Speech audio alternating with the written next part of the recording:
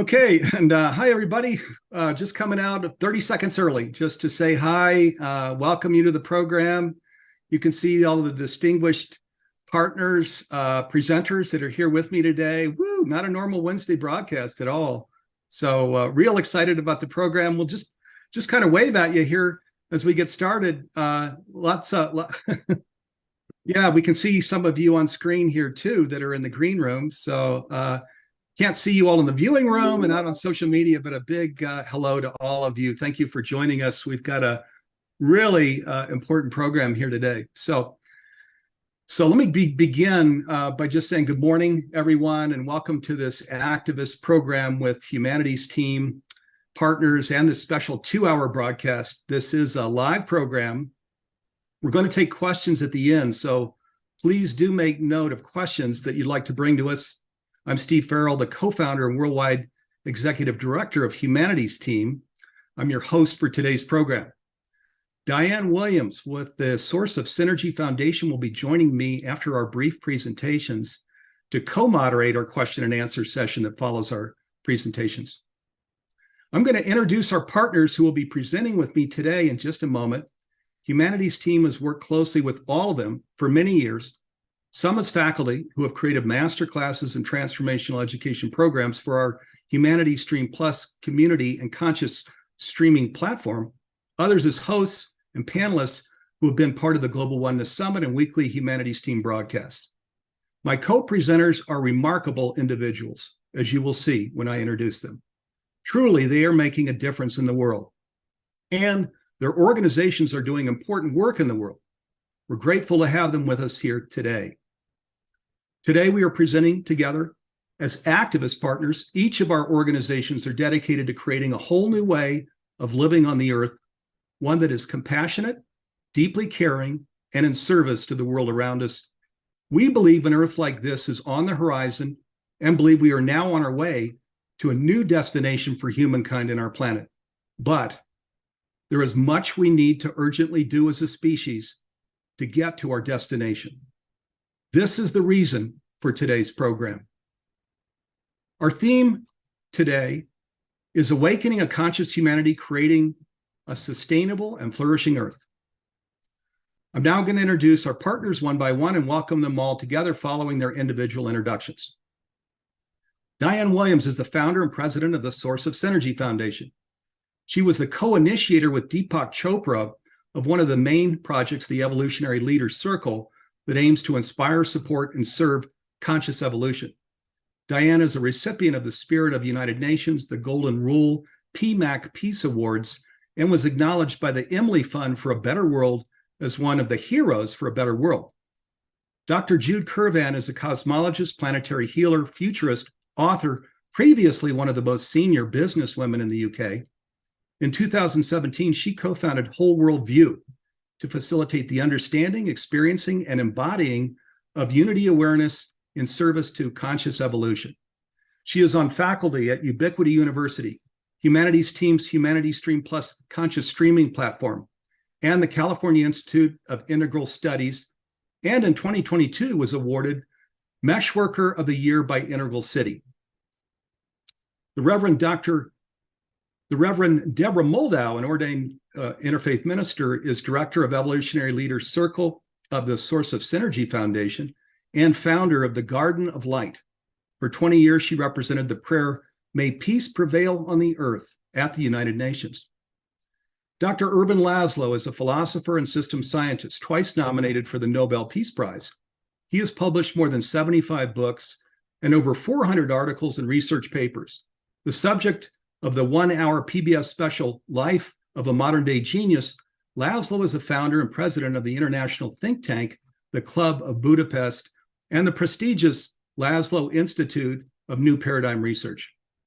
Emmanuel Kunzelman is an entrepreneur, writer, philosopher, philanthropist, and activist for social transformation. His work in spiritual movements include being a founding co-creator of the Global Purpose Movement and Purpose Earth, as well as collaborator as a member of the Evolutionary Leaders Circle. Kurt Johnson is an author and activist and has worked in professional science and comparative religion for over 40 years. A prominent figure on international committees particularly at the United Nations. He is a member of or founder of the Evolutionary Leaders, Association of Transformational Leaders, UN NGO Committee on Spirituality, the UN Committee for International Yoga Day, and is the president of the Friends of the Institute of Noetic Sciences. Ben Bowler is a unity activist and spiritual entrepreneur, dubbed the Faith Dealer by Reader's Digest in 2013. He is also a social entrepreneur in residence at the prestigious INSEAD Business School and is a blogger for the Huffington Post. Tammy Scarlett is an inspirational leader, strategist, and energetics mentor for both people and systems development. As the executive director of Unify, a global nonprofit for world peace and impact, Tammy believes in implementing systemic change with strategy, efficiency, and abundance for the thriving of our future. Jim Garrison has had a lifetime of social and political activism beginning in the 1960s with the anti-war, anti-nuclear, citizen diplomacy, and environmental movements. He founded Ubiquity University, having served as president of Wisdom University from 2005 to 2012, which was acquired by Ubiquity in 2013. Dr. Shamini Jain is a psychologist, scientist, and the founder and CEO of the nonprofit collaborative Consciousness and Healing Institute, or CHI for short. Her two-time award-winning book, Healing Ourselves, is available at booksellers everywhere. Claudia Wells is a social change agent and board chair and interim CEO of the Institute of Noetic Sciences, IONS, founded by Apollo 14 astronaut Edgar Mitchell. She's lead citizen scientist of HeartMath's Global Consciousness Project 2.0, vice chair of Space for Humanity, and contributing author to the Gold Nautilus award-winning Evolutionary Leaders anthology, Our Moment of Choice. John Raymer is an American entrepreneur, civic leader, inventor, and musician. He co-founded several technology companies and designed several deep social networks. He started the International Campaign for Compassionate Cities with a Charter for Compassion, and more recently conceived of and produced the Compassion Games, Survival of the Kindest. And Desmond Berghofer, PhD, is a futurist, author of the Visioneers, a courage story about belief in the future, president of Creative Learning International and chairman of the International Foundation of Learning. Geraldine Schwartz, PhD, is a neuropsychologist, poet, author, and president of the International Foundation of Learning. Together, Desmond and Jerry co-founded the Visioneers International Network and this year's recipients of the Robert Mueller Peace Prize. And a huge welcome to all of you friends. So, as you can see, a very distinguished group here with me today.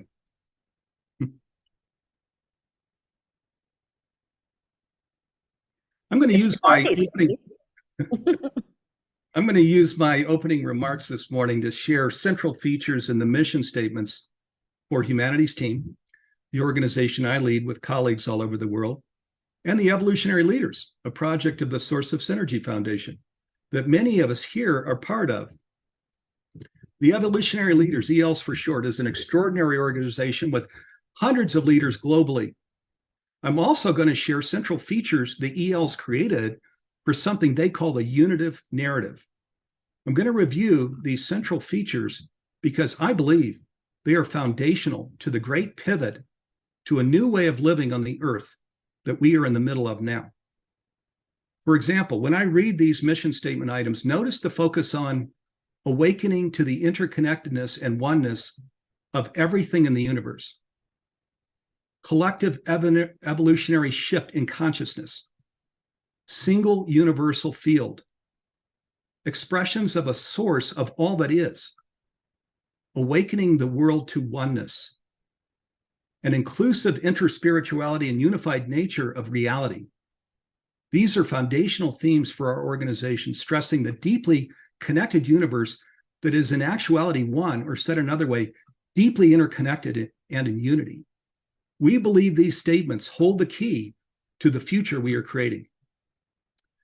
First, let's take a look at the Humanities Team mission statement. Neil Donald Walsh and I co-founded the organization in June 2003, 20 years ago.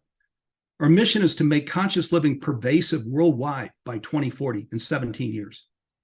Humanities Team is a global 501c3 nonprofit organization focused on helping people throughout the world awaken to the interconnectedness or oneness of everything in the universe, so people can embody that awareness in every aspect of their lives.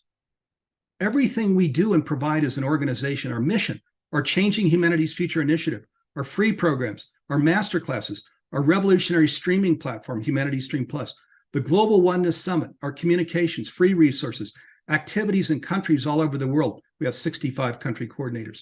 Social media and community events is for a singular purpose: to support the awakening of a conscious humanity so that together we can create a sustainable earth and flourish at every level of life.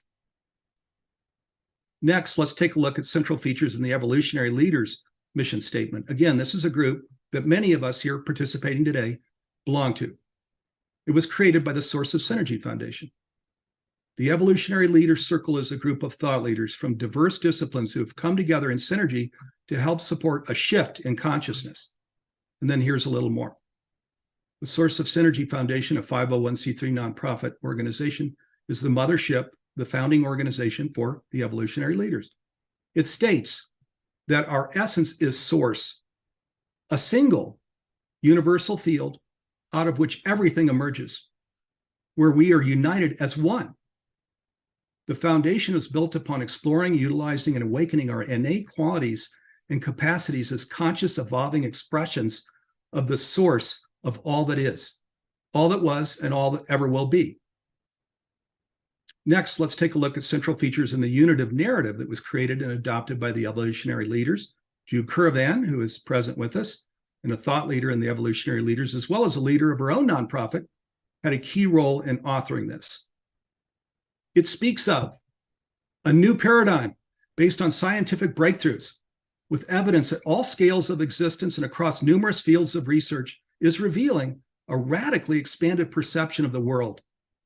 It is converging with universal wisdom and spirituality-based teachings in realizing the unified nature of reality. It calls for a collective evolutionary shift of consciousness and the emergence of an inclusive interspirituality, which provides essential practices for awakening to this unitive consciousness. Central to its unitive narrative is the recognition of our interbeing, our interconnectedness, interdependence, and belonging with the whole community of our planetary home Gaia and with the entire universe. Now, let's take a very brief look at some quotes down through the ages who write about our interconnectedness, unity, and oneness. In 440 BCE, Hippocrates said there is one common flow, one common breathing. And then in the 20th century, Albert Einstein said, the greatest illusion in the world is the illusion of separation. And then he said, we suffer from an optical delusion, a sense of separation that represents a prison for us. Our task must be to free ourselves from this prison, to embrace all living creatures and the whole of nature and its beauty. And then Einstein shared how we might do this. He said that no problem can be solved at the level of consciousness that created it, meaning that we must look at how we perceive reality and open to a new, more awakened understandings that allow us to see clearly the mistakes we have made so we can endeavor to undo the damage they have done and then move on through an elevated consciousness that sees a deeply interconnected world and that brings more healthy ways of living to the earth. Now, quickly, just the names of important leaders who made unity and oneness research a substantial part of their professional focus down through the ages. Plato in 400 BCE, Plotinus in 250 BCE, Ralph Waldo Emerson in the 19th century, David Bohm, physicist in the mid-20th century, Max Planck, Nobel Prize for Physics, 1918, Erwin Schrödinger, Nobel Prize for Physics, 1933, Sir James Jeans, astrophysicist in the early 20th century, and then 3 researchers who studied entanglement and were awarded the Nobel Prize for Physics in October of last year. Now, I'm sharing all of this because we believe the sense of separation, as Einstein stated it, is the root cause of all the dysfunction at an individual and collective level in today's world. This is the humanities team perspective. We believe we are separate. When we believe we are separate from the world around us and just a body with a single lifetime, it feels perfectly okay to focus on dysfunctional desires like gathering unlimited treasure and material possessions. This focus on fortune, fame, and power over creates a distorted ultimate reality. And while having fame, fortune, and power over others might have a certain allure, it is, of course, the kind of thinking that has contributed to putting our world out of balance and into global warming, extreme weather, and other ecosystem breakdown. This is also what has contributed to people taking jobs that have no connection to their deeper values, and then living in fatigue and overwhelm. Take a job and climb the ladder can become our mantra, but this only results in exhaustion and exacerbates the depletion of resources and dysfunction we see in the outer world. At this level of consciousness, we can be completely blind to ultimate reality that is our diversity and unity, oneness, omnipresence, interbeing, wholeness, and divinity. In many ways, our distorted view of ultimate reality is the causal factor leading to all the afflictions we see in today's world. This is why our presentations today are so important and urgent. There is a remedy right here, right now. It's to become aware that in the mainstream, we are living out of balance, and individually and collectively, but that we can educate ourselves as to ultimate reality, studying in particular spiritual wisdom passed down through the ages and quantum physics research that has much to say about our interconnection and oneness. When we live into this deeply connected reality, we create a delicious way of living.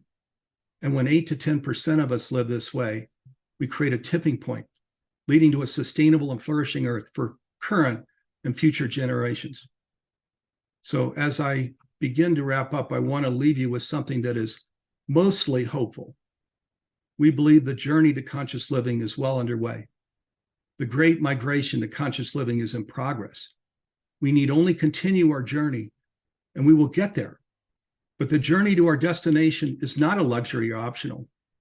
We can now see Earth ecosystems are fragile and undergoing great stress. We must continue to make progress so we create healthy lives for the 8 billion people on this planet, and at the same time, heal our Earth home. Now is the time to stretch in and deepen into our conscious journey. We must all do this as though human life on our planet depends on it, because it does. I invite you to check out our Humanities Team Changing Humanity's Future initiative that you can find at changinghumanitiesfuture.com. Join Neil Donald Walsh and me a week from today, Wednesday, December 6th, for a live broadcast. And then again the following day on Thursday, December 7th, when we will gather for our global gathering to discuss the Changing Humanity's Future initiative with Neil Donald Walsh, Suzanne Giesman, Deborah Poneman, Simran, Ross Hostetter, and other special guests. Both programs begin at 9 a.m. Pacific, 12 p.m. Eastern next week. I'm going to stop here so we can go to the distinguished partner organizations here with us today. They are doing important work in the world. I invite you to listen carefully to their presentations. Each will speak for about 5 minutes. When we conclude our presentations, we'll go to question and answer for the duration of the program. Diane Williams with the Source of Synergy Foundation will moderate the Q&A with me. Our next speaker is Diane Williams, and then Jude Curavan will follow, Deborah Moldau after that, and then we'll go around the screen here to all of the speakers present. To you, the viewers, be sure to stay to the end and be sure to share your questions in the chat so we can get to them during the question and answer. And over to you, Diane Williams. Well, thank you, Steve, for those powerful words, and much gratitude to everyone at Humanities Team for bringing us together and for all the great work that you're doing to create oneness in the world.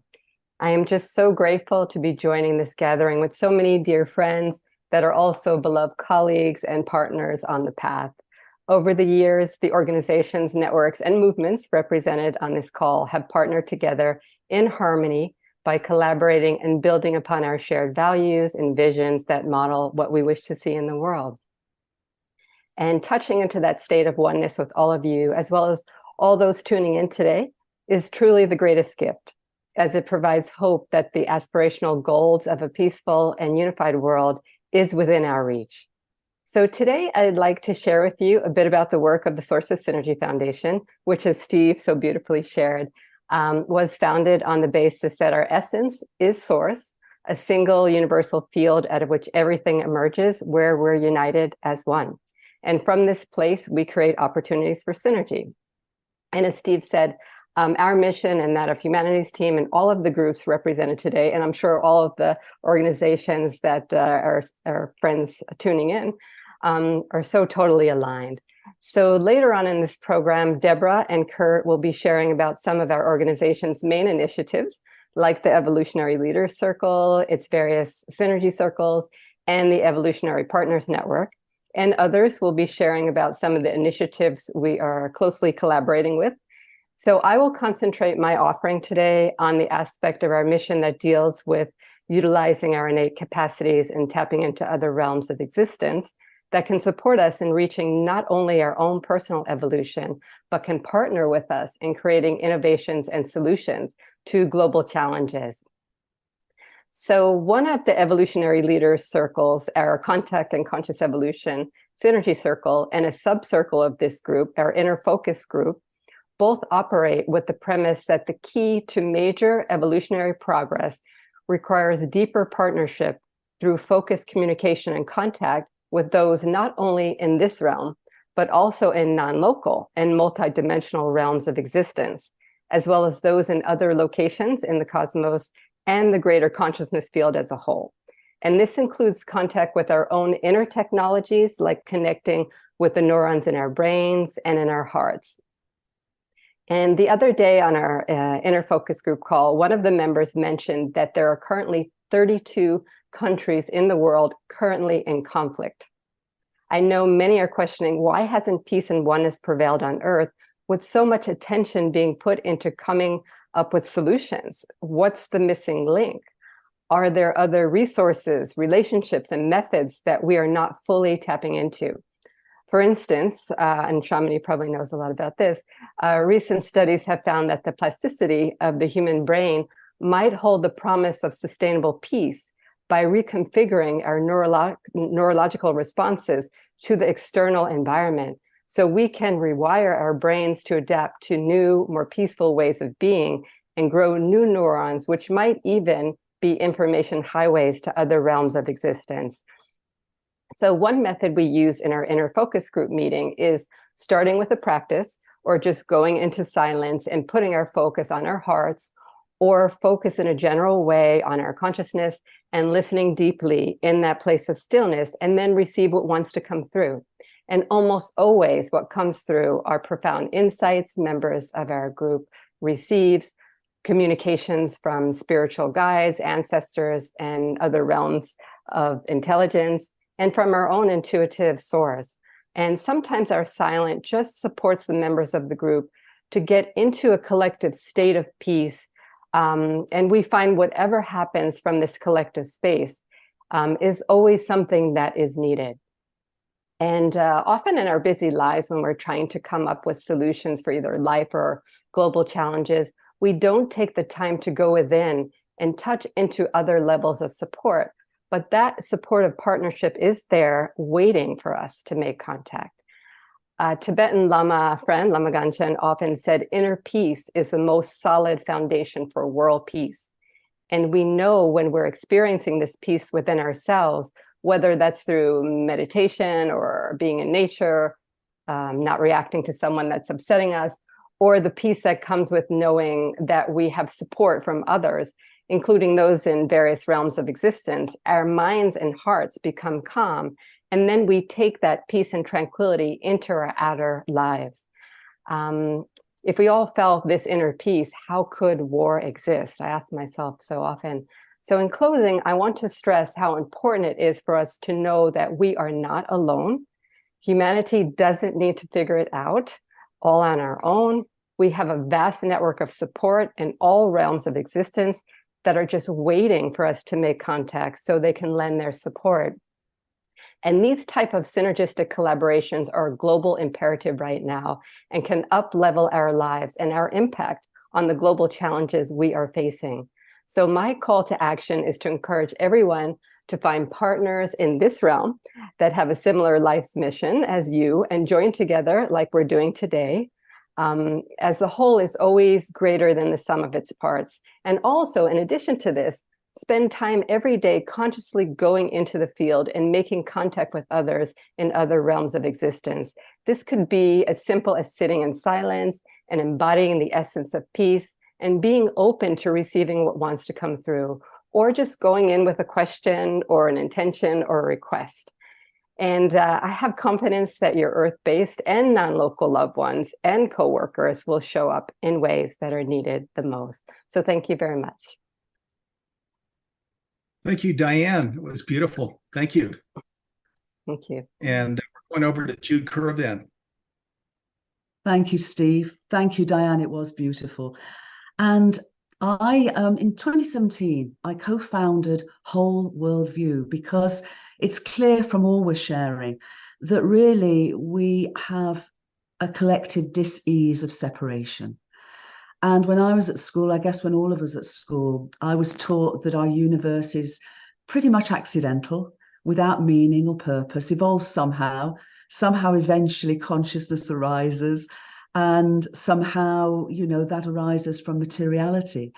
And as Steve mentioned up front, I'm delighted because as a scientist, as a cosmologist, but also like Diane, someone who's experienced multidimensional realities and guidance since I was a little girl, that old paradigm of materialism and separation just drained my heart. And yet that was what we bought into, that's what we have bought into, that's how our world is structured.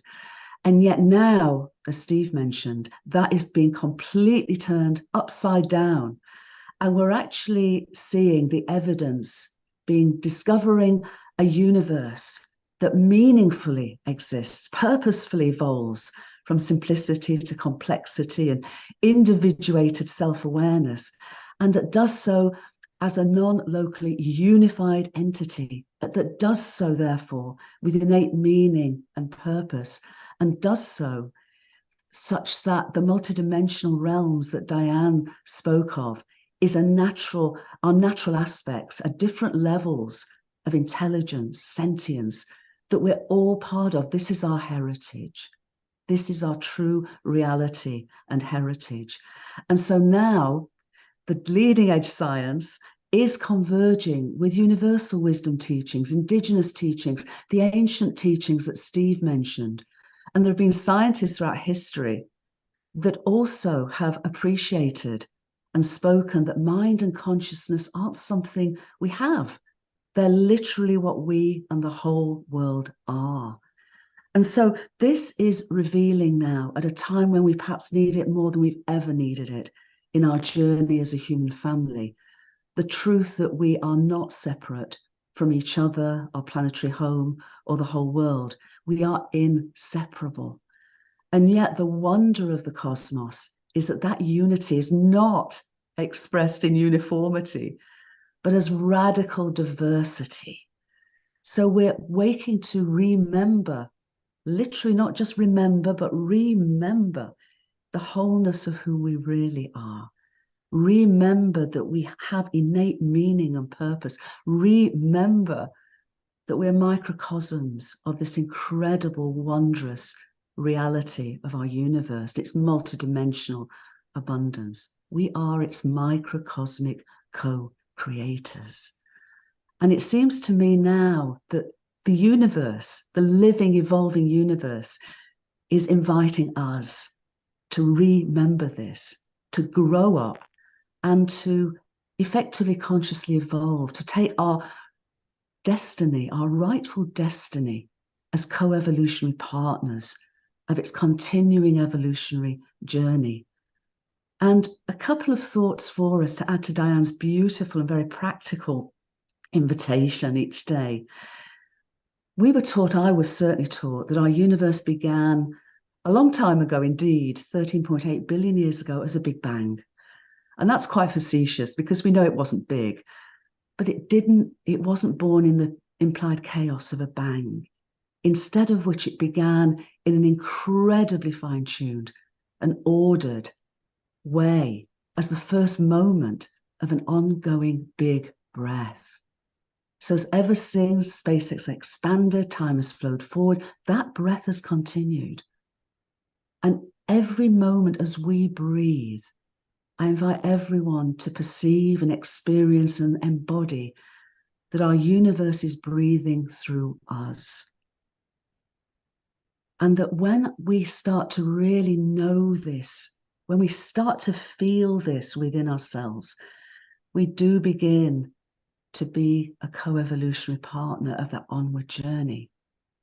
And so our call, my call, our whole worldview call to action is with this understanding, but not only understanding, but experiencing and embodying that we indeed are microcosms of a unified world, that we act local, feel global, beyond feeling human, that we belong to our beloved planetary home Gaia. We are truly Gaians.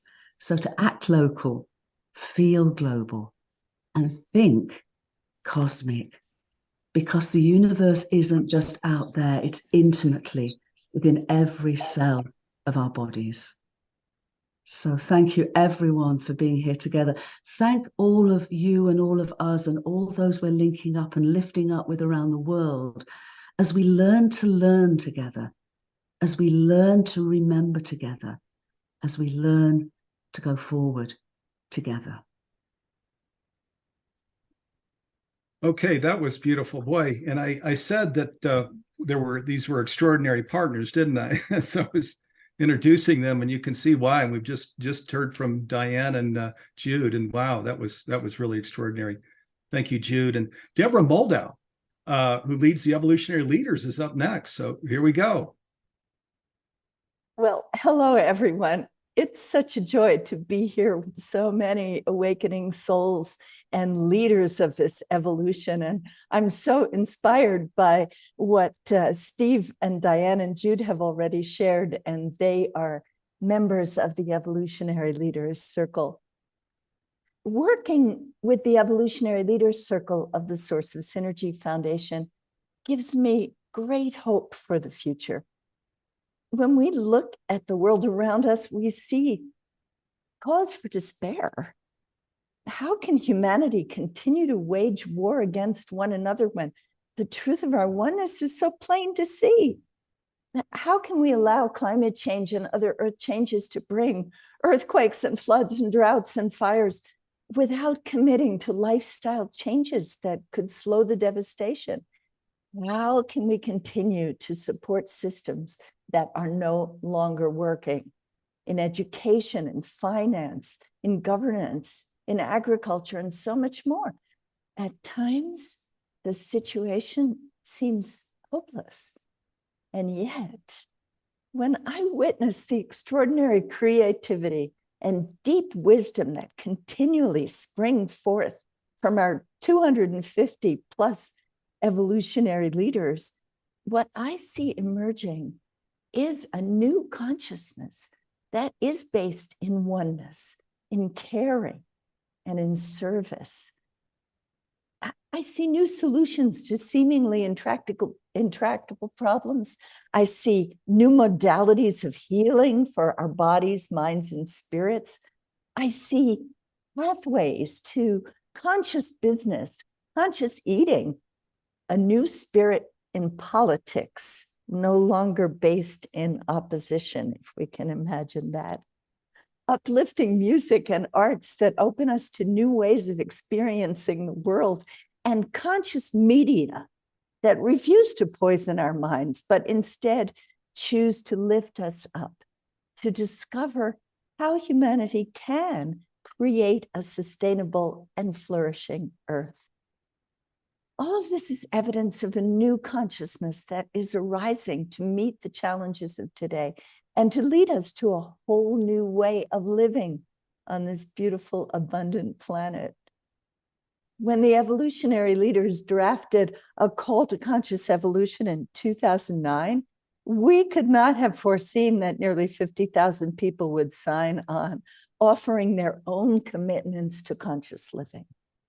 This is our real hope, that people like all of you, all over the world, will join together our passions and our creativity. And we are seeing movements to bring individuals and organizations together in new partnerships, such as the Holomovement, Upshift, Unity Earth, and the Visioneers. And media like humanity's stream, Unify and the Sine Network, are expanding the reach of this new consciousness, while ions and whole worldview and the Consciousness and Healing Initiative and others bring forth the new science that converges with spiritual wisdom. Many examples can be found in our recent anthology of 43 evolutionary leaders, including many on this program, called Our Moment of Choice. All of this emergence demonstrates a powerful call to synergy, where our individual agendas lighten in service to the common good. As the old forms crumble, let us dedicate ourselves to the conscious living that will bring forth the new in a shining vision of peace on earth. Thank you. Oh, and thank you, Deborah. That was beautiful. Thank you. Really beautiful. Okay, and we're going to go over to Urban Laszlo now. Upshift. He is he lives in Italy, so we're going to a message he recorded for our program. We're going to play that message right now.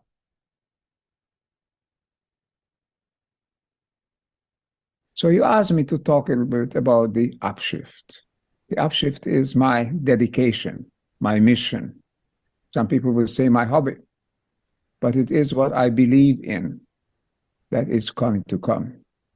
It's our deliverance. It's our salvation, because going the way we have been going would be suicidal. We would always only increase tensions. The environment will continue to deteriorate. Less and less peace would be on earth, more and more conflict, culminating in war. God knows in what kind of situation we will find ourselves. We are full of tipping points where irreversible processes may be starting. This is not an assured existence on this planet. Humanity is a very complex species. It's a tremendously accomplished species due to one thing above all. That one thing is called consciousness.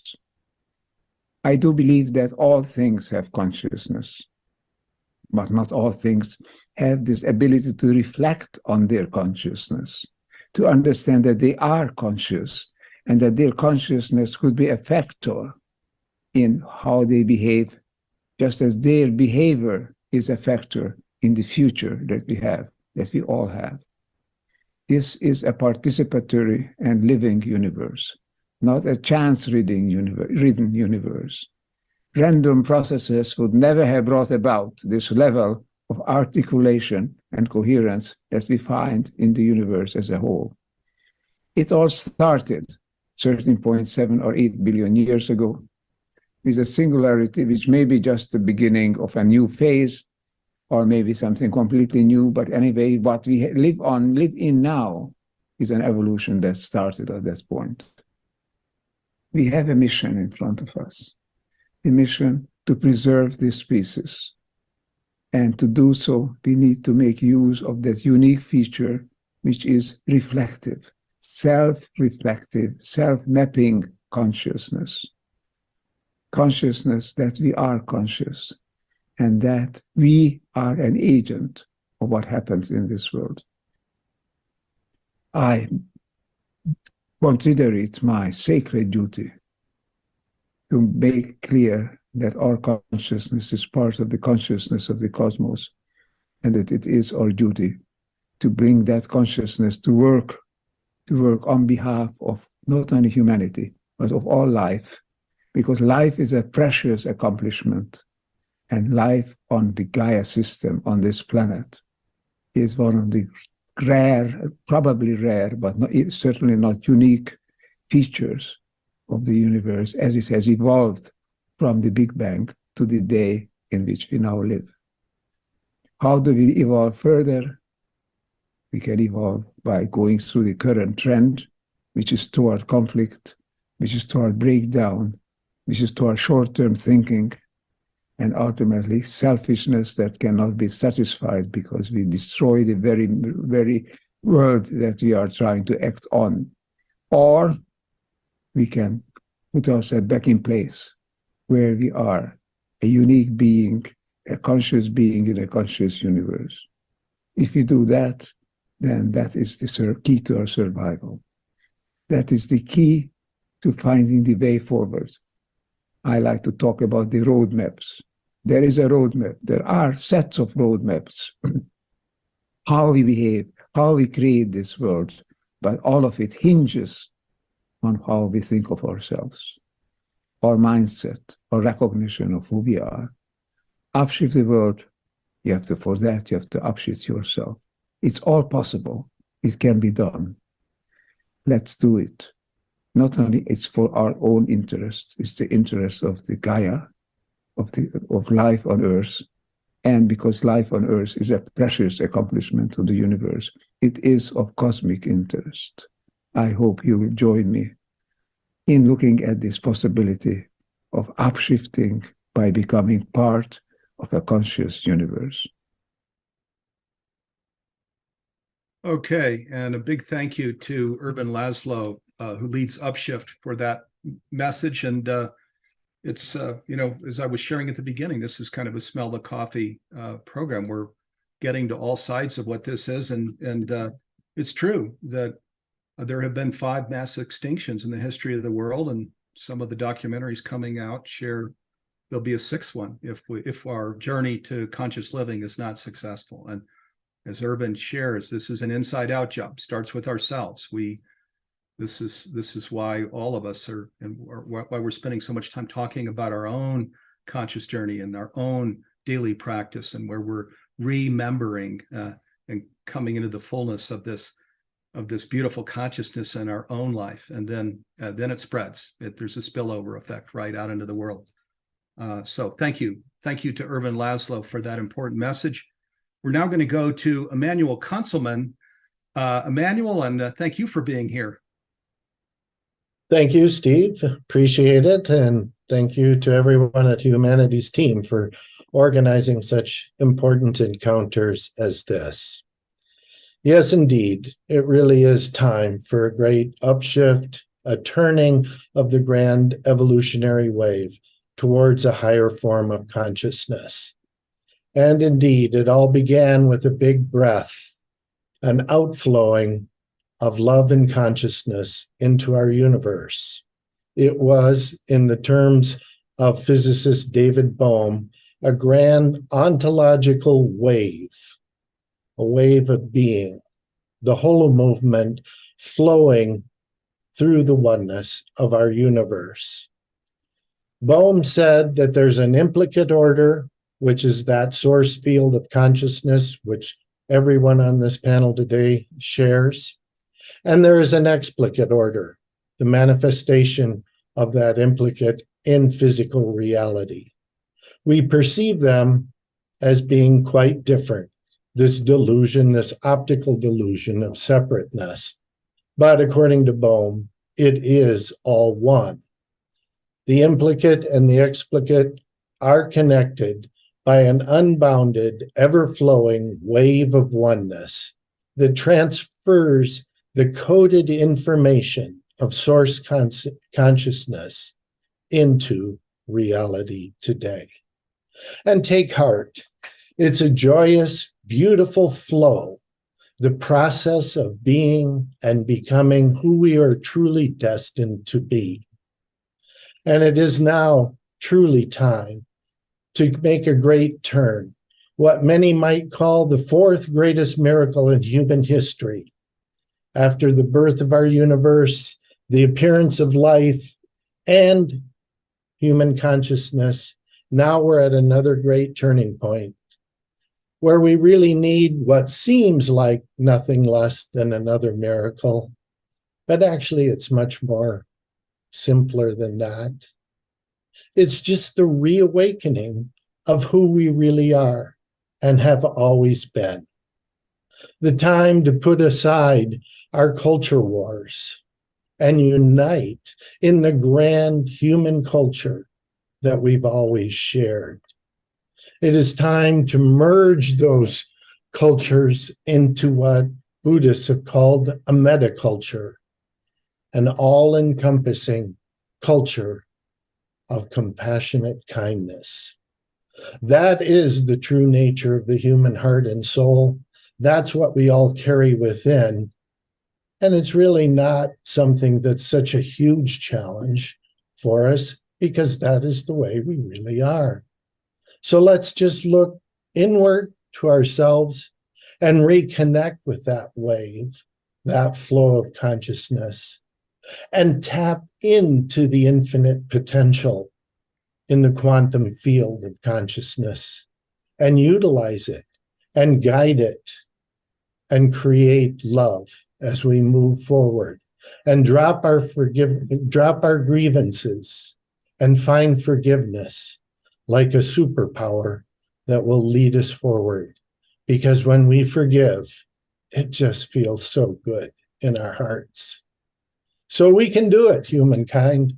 We really can. And of course, there's no way back. And the way we're on now is not the right course. Let's find that Holomovement in our hearts and souls, mount on it, and ride the wave into a future of kindness, compassion, and understanding.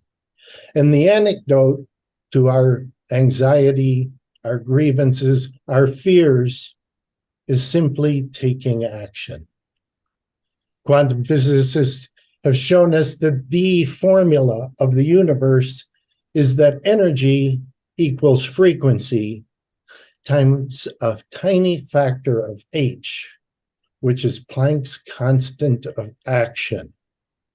And so a call to action is actually a call to make the universe manifest.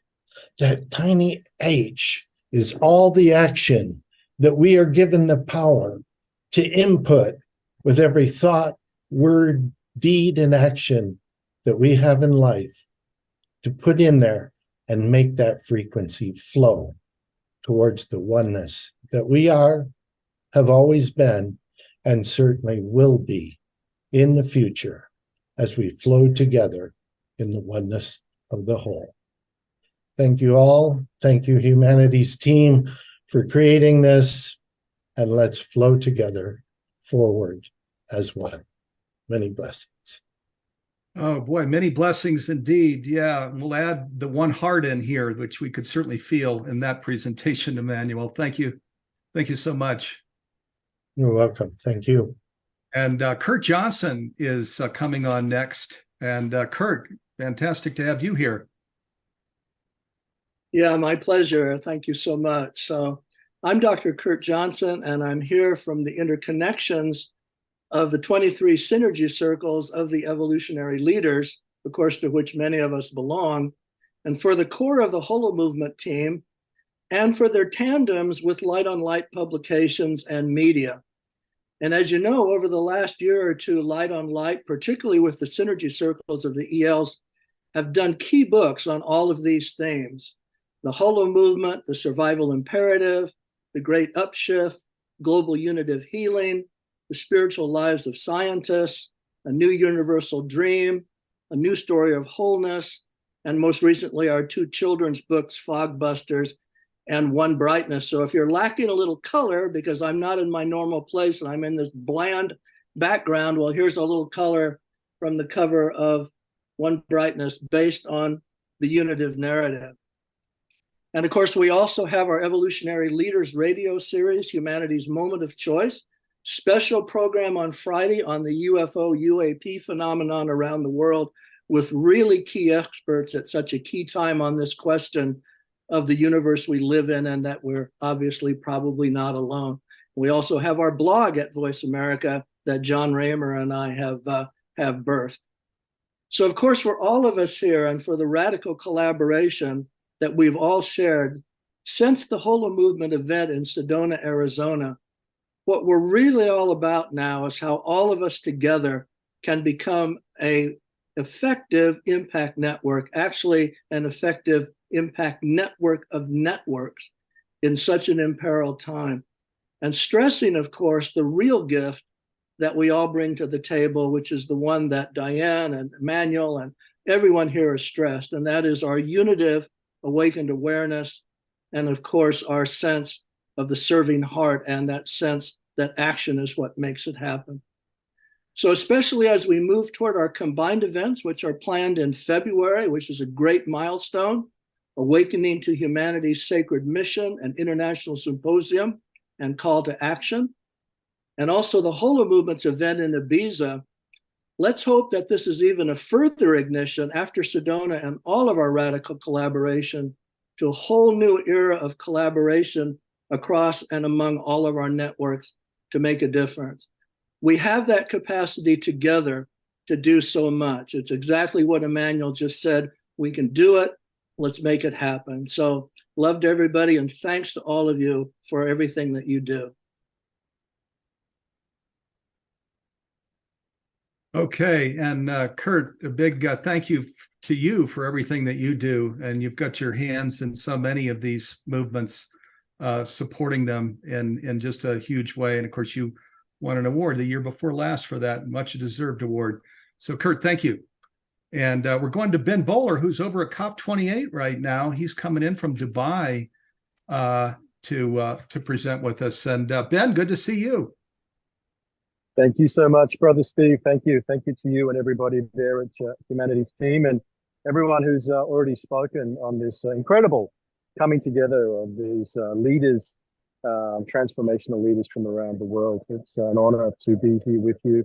Tuning in momentarily from COP28 here in Dubai, where there is a lot of energy and many, many different groups coming together for something significant. I think we've heard even on this call, talk about the importance of action. And I think that's really the theme for the moment of seeing what is actually going to transform and get traction. We're here with the Unity Earth delegation. We're speaking at the Faith Pavilion, which is a historic part of COP28.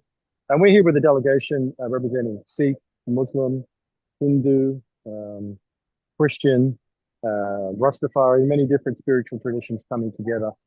And multicultural, coming from Africa and India and Australia and Europe, North America, Honolulu, really all around the world, to come and give this message that we're all talking about here today, which is the importance of unity and diversity, solidarity, coming together at a time when so much of the world is choosing to become more isolated, to withdraw from collaboration, to withdraw from connections with the other.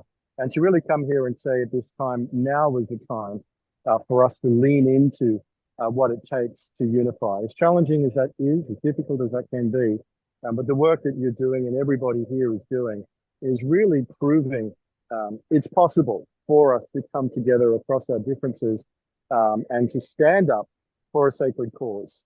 Kurt mentioned the symposium coming up in February, Awakening to Humanity's Sacred Mission.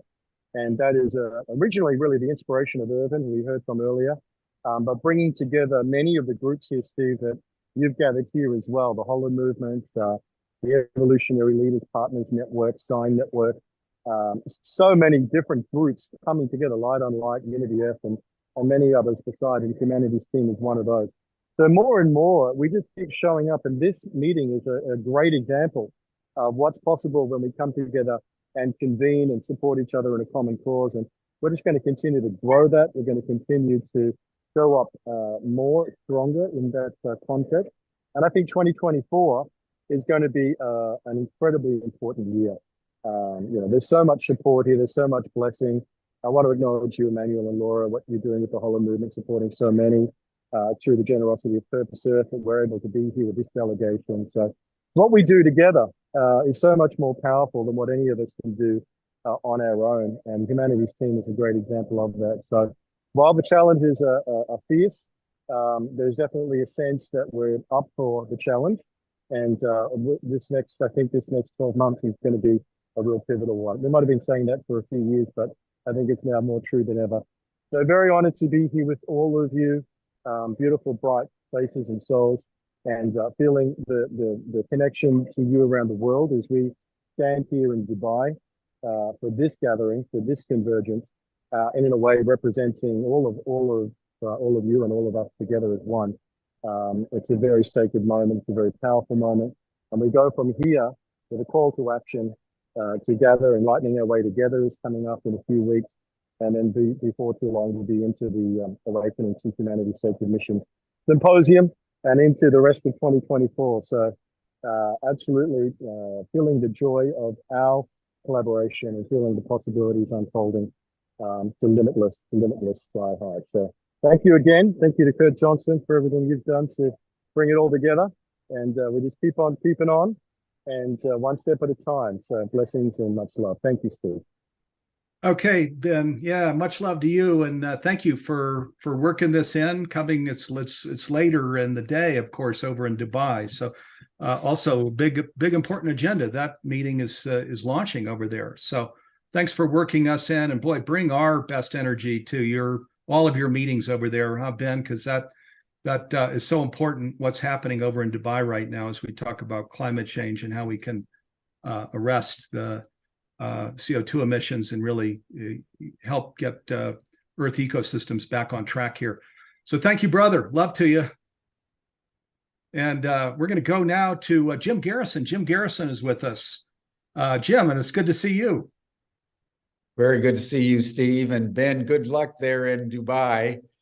With the oil minister being the chairman of the conference, you have your work cut out for you. So we all send all strength and much love to everything that you're doing. I'm in Washington, everyone. I am here and I'm working on an issue that is of singular importance right now as we speak. The Senate and the House are in conference literally at this moment, considering whether or not the U.S. Congress is going to pass arguably the most momentous legislation in history, the UAP Disclosure Act. If it's passed, the United States, starting in January of 2024, will begin a process, a 7-year process of disclosing to the American and world public the evidence that the U.S. government and contracting corporations have been gathering since the end of the Second World War, nearly 80 years, about the UFO phenomenon, or which the government now refers to as UAP, unidentified anomalous phenomena. It's an extraordinary moment where in the midst of, climate change and nuclear war possibilities in Ukraine and Armageddon possibilities in the Middle East and everything that's going on, we're now on the verge of a momentous milestone in the history of our species, a general global recognition that we are not alone, that extraterrestrial intelligences exist. They have been present and have been operating on planet Earth for some time, and there is evidence of contact and communication. There are many things that one can say about this, but I would just make one additional point.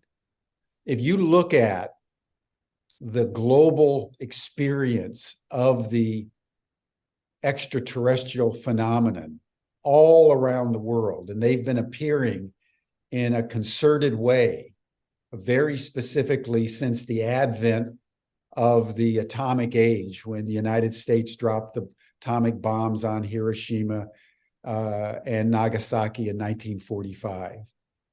As people have been reporting what the extraterrestrial beings have been communicating to them, the most consistent message that they have been seeking to express to humanity is that we need to stop killing each other.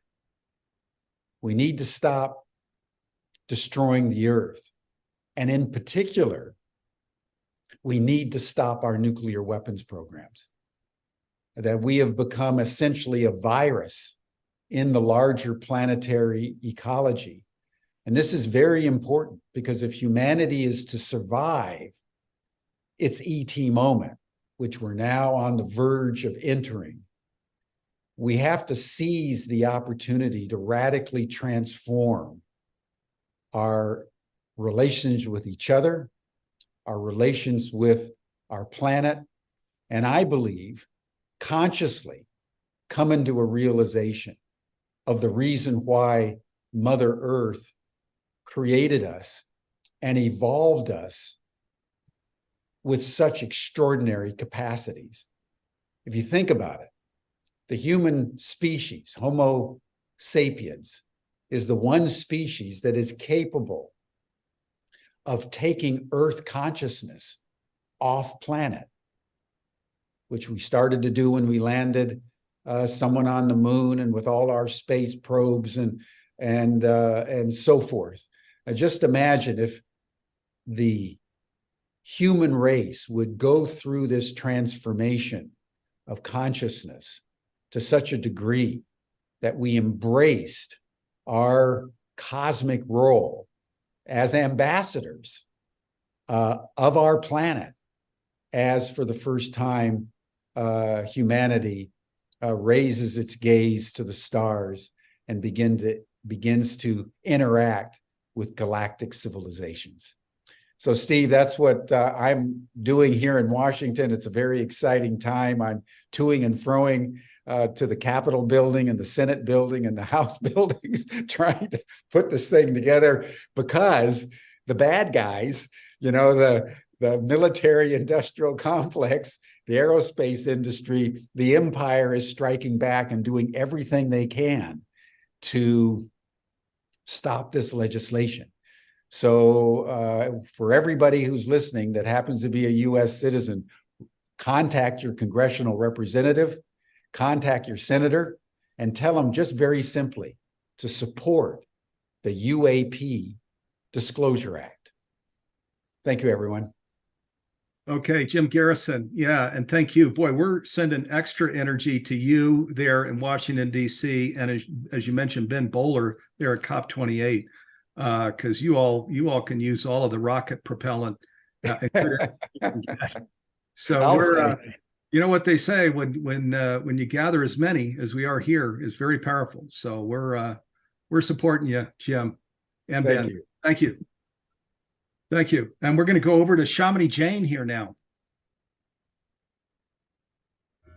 Wow, Jim, that's incredible. Thank you so much for that update. And thank you to everyone who has spoken in this last hour. We've been on for an hour, and I just want to acknowledge that and invite us to just take a collective few seconds before we do more talking to come into collective coherence even more consciously than we already are. So please feel free to take a moment, tune into the body, tune into the collective field, tune into the gratitude and the excitement for humanity's future.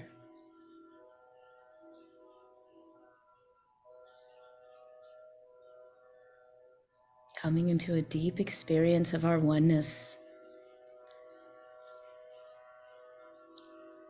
of our ability to co-create realities.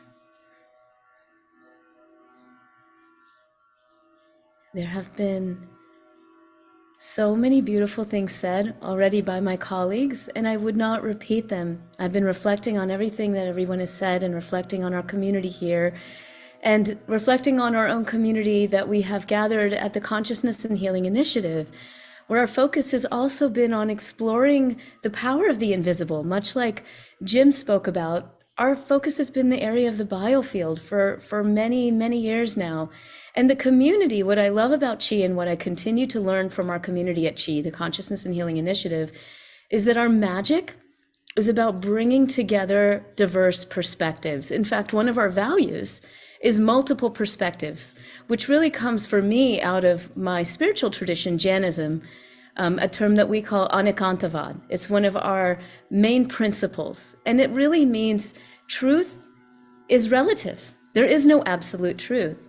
So as we begin to talk about coming into oneness, I think many of us have made proclamations. We know what we need to do. We talk about coming into oneness, and then there's the practice of it. And so I just want to share a little bit about that, because the microcosm is the macrocosm, right? So at the Consciousness and Healing Initiative, one of the things that we have are councils that meet and interdigitate. And our Healing Practitioner Council met yesterday, and we had a really real conversation.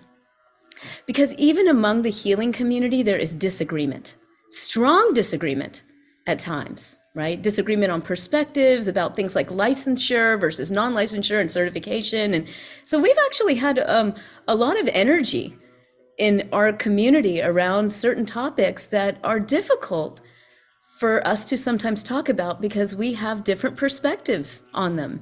And this is part of our humanity's growth. Now, we may see this blow up exponentially as we start to explore what does it mean that we're not alone, for example, everything that Jim just talked about. Well, we can't even get along as a human species. What happens if we freak out that there's other life forms? What are we going to do next, right?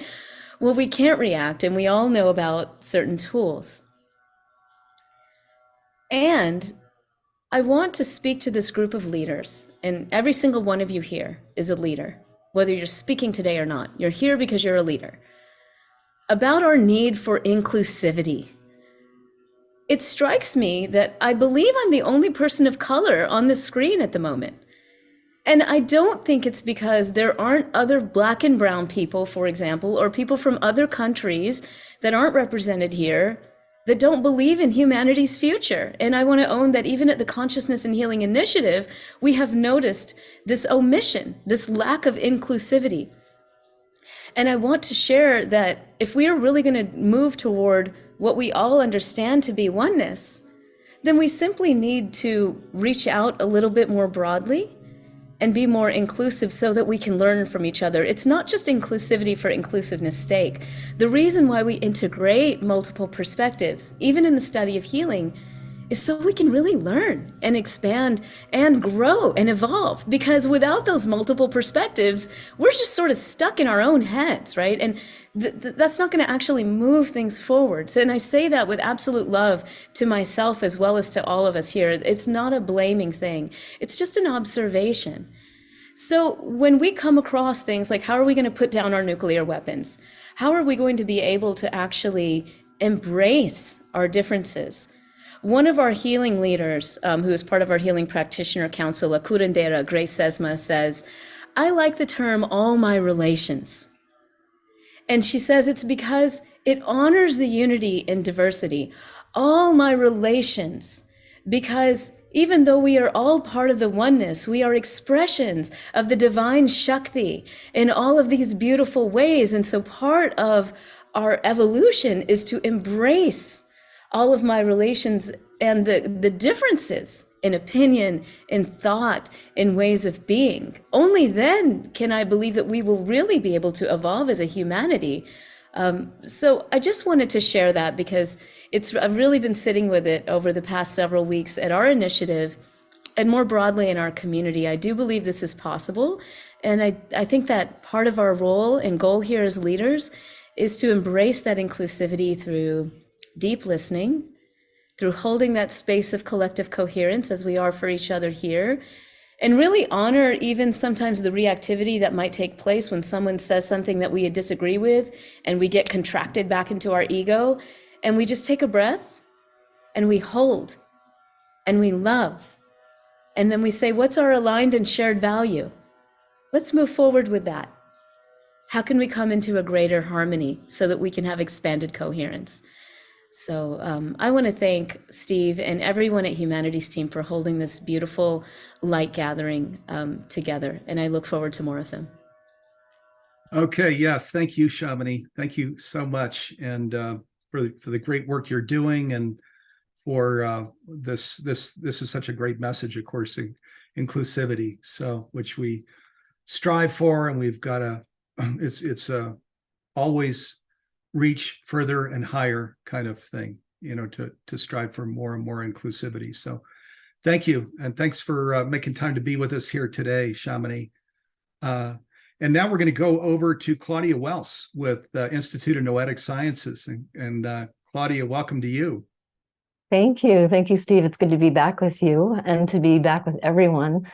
I'm going to focus on the expanded coherence that Shamini just mentioned and the appreciation that I'm hearing on this program for how the emerging scientific narrative of fundamental unity is helping advance our movements to change humanity's future, because I want to share how I feel our movements can actually help advance the scientific narrative. And that's a real opportunity because, as we know, mainstream science is one of the most persuasive, pervasive storytellers in the modern world.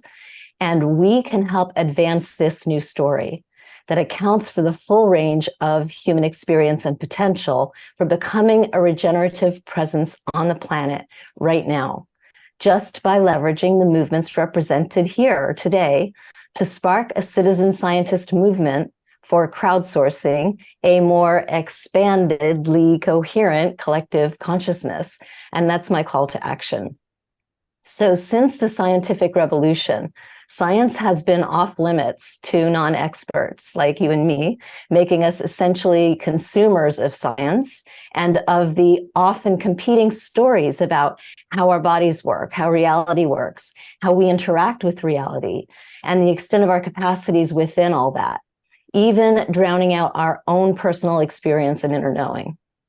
Citizen science then democratizes science, empowering the public to participate in the kind of science that can change the trajectory of civilization, like the Global Consciousness Project 2.0, which is a new scientific collaboration between Roger Nelson of the original version, GCP-1, and IONS and HeartMath and many others.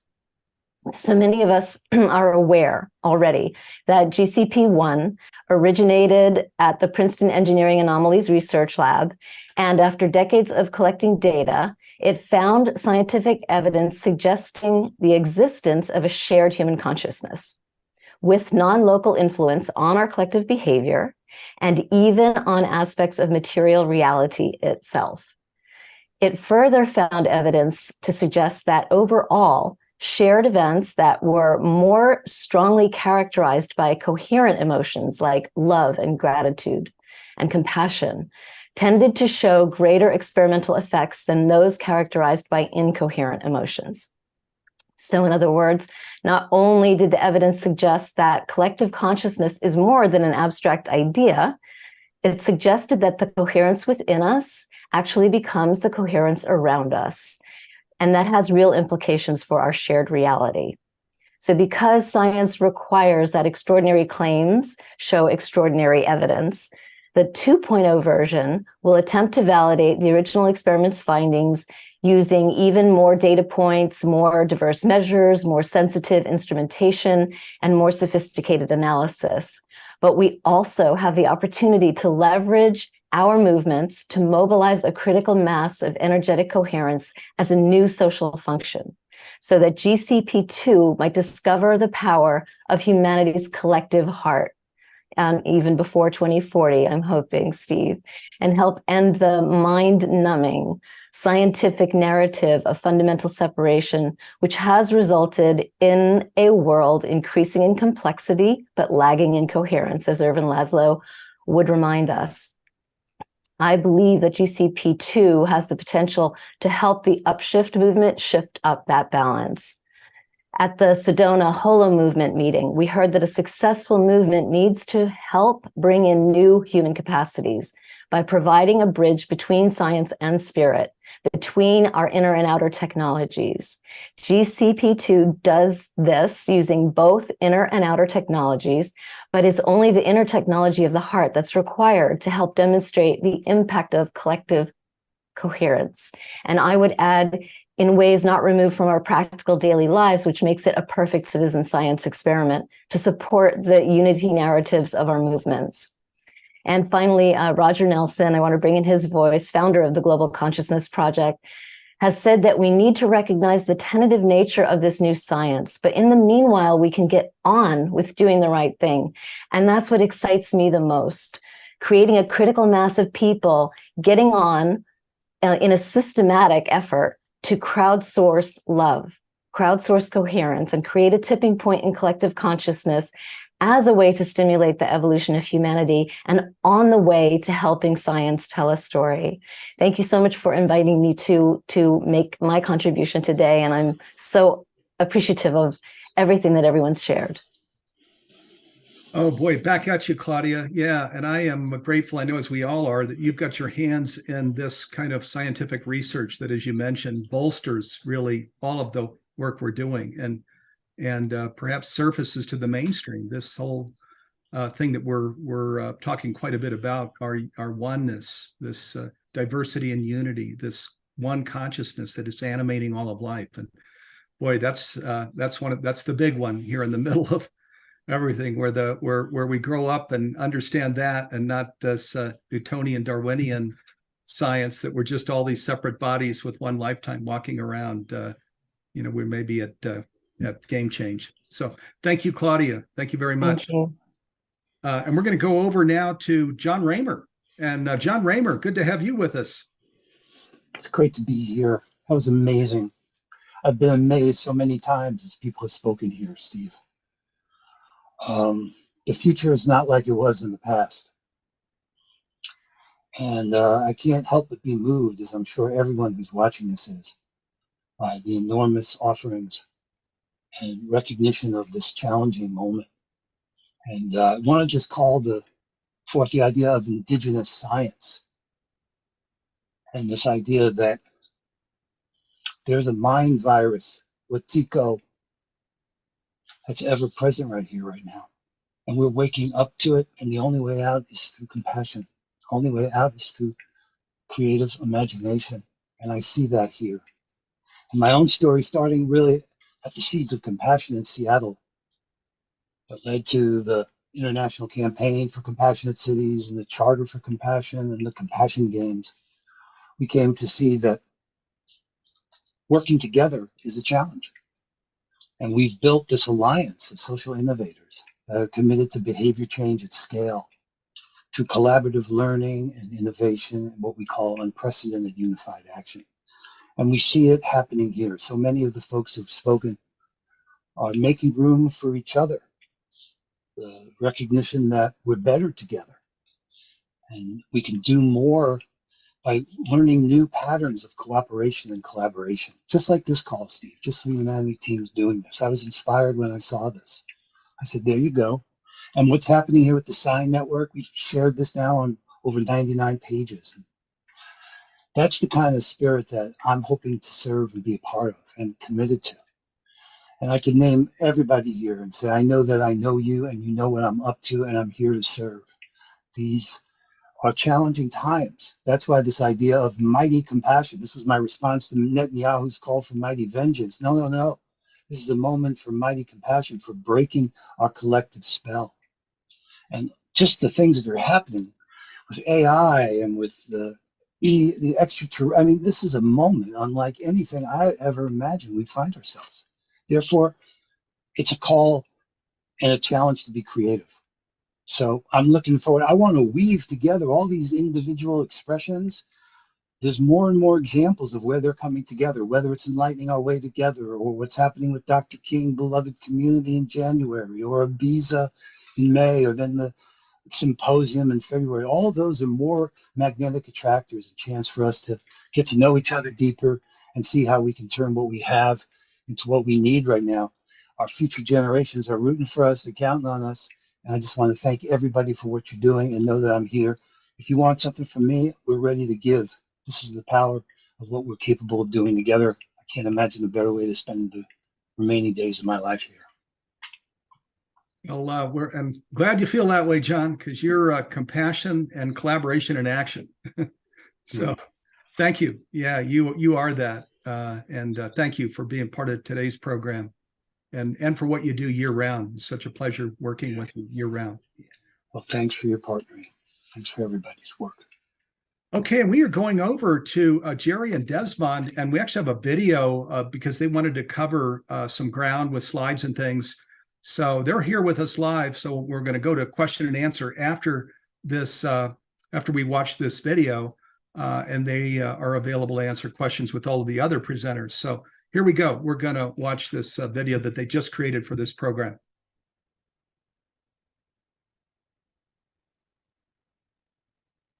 Hello, I'm Jerry Schwartz, and I'm here with Desmond Berghofer. And because we work together on the Visioneer project, we'll share our 5 minutes. As we all know, we're living through an existential multi-crisis, generating a fear-based gloom emanating from every media source worldwide. We cannot let that define us. We need to challenge it by creating a new story based on the evidence of millions of examples of good work worldwide that show humanity is a noble species evolving towards goodness. There is a renaissance in science telling us that the chaos through which we are living is a precondition for breakthrough. So this is our opportunity to act. To show the evidence, the Visioneers project has built 4 platforms. First is a virtual international exposition whose theme is a web of good work.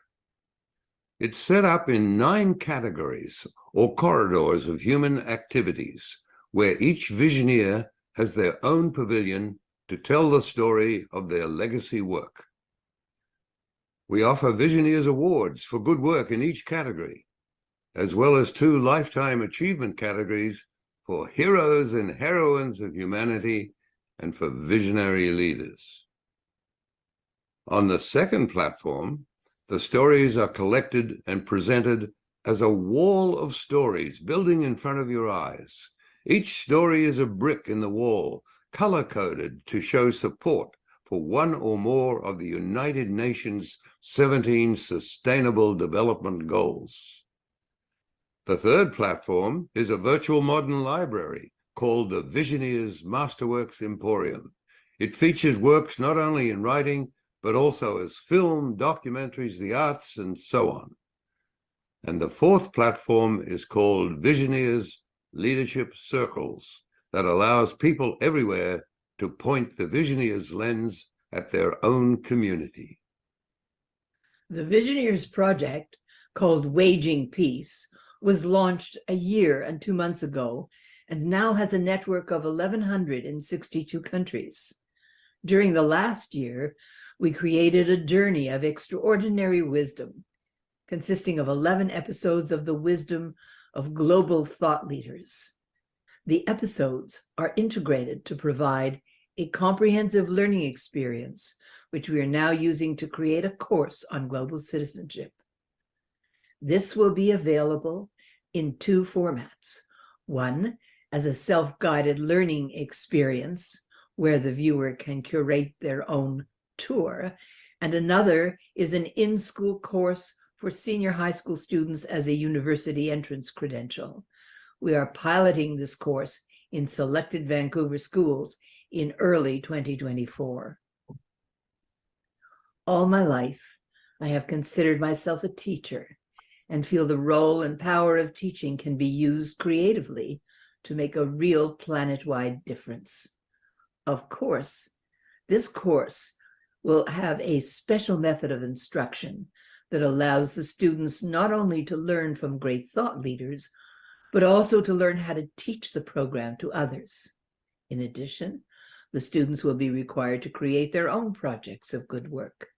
This means that a class of 30 students, guided by 1 or 2 faculty, can become 30 potential teachers, and using the interacting features of our website, they can provide an each one teach one opportunity to other schools, to their own school, and to community groups. Thus, we are building the potential for learning and global citizenship to spread rapidly around the world and serve the evolutionary impulse that conscious evolution provides. With danger to the global community increasing daily through mushrooming existential crises, we have no time to lose to change the outcome. The Visioneers project is designed to build capacity for learning on a planetary scale to achieve humanity's highest potential. We're creating the curriculum for a new literacy in global citizenship with the potential to train thousands of teachers, and we're looking for people who want to make a real difference to help us spread the word by waging peace with as much intensity as those who wage war. So, those who are not already Visioneers, join us.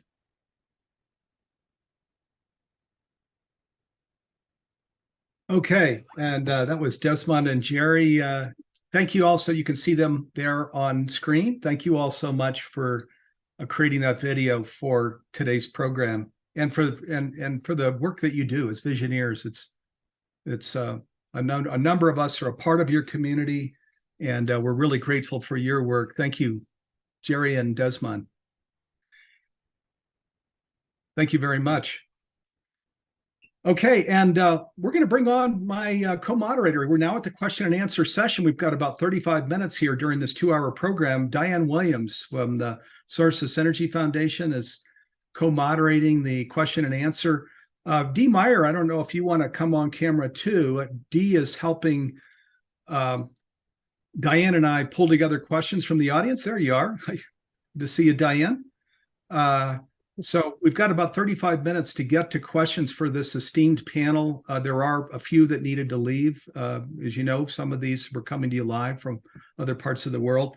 But I think most of us are here, and we're ready to jump in and get to questions that viewers have. And thank you, viewers, for being with us again for this important program. We feel this is there's an importance and an urgency to this work that we're doing. I know you're getting that out of today's program. And it's unusual, candidly, that we could pull together leaders like this all at once on a virtual program. Hard to get this group together because they're all such busy people. Dee or Diane. Diane, where would you like to start? Well, I have a question, and then we can start looking to see if questions are coming in from the audience. So thank you, everyone, for your powerful words, your compassion, your commitment, and your loving hearts.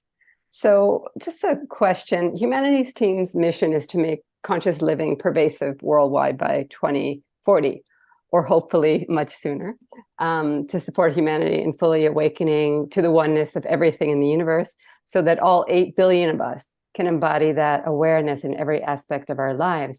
And Shamini brought up an important point. She shared the importance of multiple perspectives and inclusivity, which is so essential if we wish to usher in conscious change that supports all, the whole. So if you were to map out a strategy or strategies to realize this goal of making conscious living pervasive in every community on Earth, what concrete steps would we need to take as a world community in the next 16 years to get there? So I don't know, Shamini, if you're pulled to share first, or anybody else can jump in. One thing that pops into my mind, and it kind of relates to a discussion that we've had at the Consciousness and Healing Initiative, and related to some of the things that Claudia mentioned, was the idea of facilitating difficult dialogues. You know, one of the things that we did at the Consciousness and Healing Initiative is we explored what happens when we come into coherence as a community and do practices together. And we saw evidence for EEG coherence between brains during certain forms of meditation. Wouldn't it be interesting if we could foster citizen science around exploring how we come into harmony with difficult conversations and divergent points of view, to just, you know, play the social experiment using best tools to see what happens when we come together with different viewpoints, and whether we can engage in coherence practices, to whether it is to agree to disagree or come up with a new understanding and a new solution that we hadn't even thought of before. But I think it takes almost, if you will, in some ways, not stepping into the lion's den, but allowing ourselves to tolerate the feelings of discomfort that we might have when we encounter someone who thinks differently than us. So Diane, do you want me to, since you brought in the Make Conscious Living Pervasive Worldwide by 2040, I'll add to that. Well, first, let me just jump in here where Shamini came in is, you know, one of the themes that we're getting to here when we talk about this is this very much of an inside out job. And So my sense just from being in this field, doing this for 20 years is after we get to go through the education component and the understanding, which is logic center of the mind, it then moves over into the embodiment and expression dimension, which we're coming down into wisdom center of soul, and where we're really embodying these teachings, the teaching of oneness and diversity and unity and divinity itself. Boy, that's just pure love. I mean, that's how I experience it. So there are no sharp elbows there at all. It's not to say I won't have sharp elbows come at me, but I don't have a response back of that. My response back is just to see when people are sharp that they probably have a reason for being sharp. They probably, that day, that week, that life, might be very challenging. And so, that I'll just bring that in. If it's okay where people are sharp, where they're sharp, there's probably trauma going on, and I want to be compassionate to the trauma. Now, as to the Make Conscious Living Pervasive Worldwide by 2040, that was a download, as all of the humanities team work is. We didn't actually stand at a whiteboard with that one. It was downloaded of, okay, if you want to be the arms and legs and lungs of this is what you want to do. This is, say this, head in that direction. 17 years from now, make conscious living pervasive worldwide. And then, as often happens, when you're given vision, you're also given provision. So, which is to say you're guided, on that journey. And what we've been guided here, even before the 2040 thing came to us, was education, and of course, education can be the most powerful tool when we talk about this transformation of humanity, where we really are living into this oneness. And so we started just creating master classes. Then we were guided to create a streaming platform on all devices and things. Then we were guided to create inclusive education. So, for example, Shamini, Diane, you all have programs on the Stream Plus platform. People of all faith traditions, I think agnostics, atheists, indigenous people. It's completely inclusive: spirituality, science, philosophy, embodied practices, because this whole mountaintop that we call Make Conscious Living Pervasive Worldwide, that's pure love and pure light, there are thousands of paths to get there. And I might have my own preferred path, but chances are, Diane, you have a different path you enjoy. And where you create this inclusive education in best practices with high broadcast quality, and you stream into homes and you keep dropping the price down, then then we've got a real shot at it in terms of, with digital communication, bringing these incredible best practices into homes. And most of the people here that are part of this panel actually have created programs that are on the streaming platform. I'll stop there. Thank you, Steve. So I'm just wondering if anybody else, and thank you, Shamini, for your answer to that. If anybody else wanted to weigh in, if we were to map out a strategy or strategies to realize this goal of making conscious living pervasive in every community on Earth, what concrete steps would we need to take in the next 16 years or sooner to get there? Yeah, this is Desmond. I'd like to come in on this. As you just heard in our presentation, our current focus is on education for global citizenship. And the way we're doing that is to take the wisdom of many people, including some on this panel, and obviously more, and to integrate that into a curriculum to be taught to young people in high school and university. And, education may seem to be a passive process in the face of all the chaos around us. But the truth of the matter is, the chaos that we've got around us has come out of the educational systems that have been built in the past. And we've got to change that.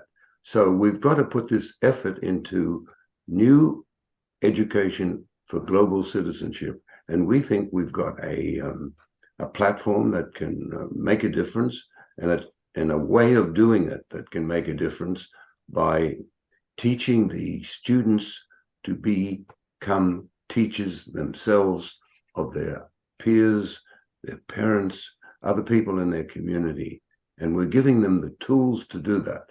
So I think this is a very concrete action that we're taking, and can spread widely if we really get behind it.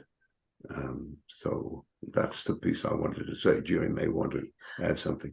First of all, I wanted to thank Steve for your idea of bringing us all together. And I think that if we could have a more a permanent way of working together, that would be a wonderful outcome for what you've done. And so many of the people on this platform are already visioneers, and we're just saying that we intend to invite the ones who are not to participate. And the idea is, what we've heard is that we have a common voice with a new story, but this is not generally known, and we need exponential growth. We need something that the new digital technology is available to give us, if we understand that if we worked together on this and we presented the wisdom of all of us, as diverse as it is. Nobody's trying to tell one person to say one thing or another. On our platform, it's a multi-generational approach. We want the young people to hear what the elders have got to say, and we want the elders to mentor the young people, and we want to find a way to exponentially get our message out there into the mainstream so that we tip the balance towards goodness instead of all this gloom that is going on out there. No matter how awful it is at the moment, we need to raise 10,000 flags for goodness. And I see such an opportunity here in the convocation that you have done, Steve. I would like to see us take this as a group somehow together and do this. And we will take the first step tomorrow morning by inviting those who are not already on our platform to do that. Now, we started with just a few people. There are now hundreds of leaders on our platform, and in the two special categories of heroes and heroines of humanity and visionary leaders, we started with just a few. There are now more than 60, each of whom have this incredible leadership that you're talking about, Steve. And they all buy into this notion of that separateness is an illusion. So there's our common voice right there. And however we get to this, we need to get to the children. They'll tell their parents about this. You'd be absolutely surprised. So we're going to focus on this youth channel and on bringing together the elders and the youth. And by golly, we invite you to inform us, add your ability to share with us. I know, John Raymer, you've already worked with some of our people, Tatiana and others, to share. It's so important that I'm sorry to be so inarticulate, but I'm very excited about the things that I've heard by so many of you. It's absolutely mind-blowing when you listen to everybody together and you try to filter out what is happening here. And I'm not sure who spoke about neuroplasticity, but I think it was it you, Diane, who spoke about neuroplasticity? That's been my life's work. And I run a learning center in which hundreds of children are transformed. So I think what you have started, Steve, is the ability for transformation. We all say we should work together, but how do we do it? Well, here's a beginning. So there. Thank you so much. And John and Jude are No, next. Oh, John? no, that's a perfect segue. because the concrete, the need for us to get real about this is upon us. So one of the assumptions I make, learned from Dr. Tamsin, Willie Barker, is that the current situations are caused by the patterns. And these patterns are caused by the relationships, our agreements with each other. And if we really change our agreements, we'll create new patterns and the situations will change. Look what happened on this call with Shamini. It was so meaningful. She spoke up. There needs to be the agreement that we can be authentic and real. And she shouldn't feel threatened. We should be, in fact, encouraged. It should be mutual mentors. We have so much to learn from the next generation that this is our opportunity to evolve potential. And that will take the shape of real changes in what we're doing together. And you can see it. There are moments when our common interest is so clear. And yet we're so drawn to our own thing. So balancing that and learning that it's not about right or wrong. It's not about win or lose. Win, lose is lose, lose.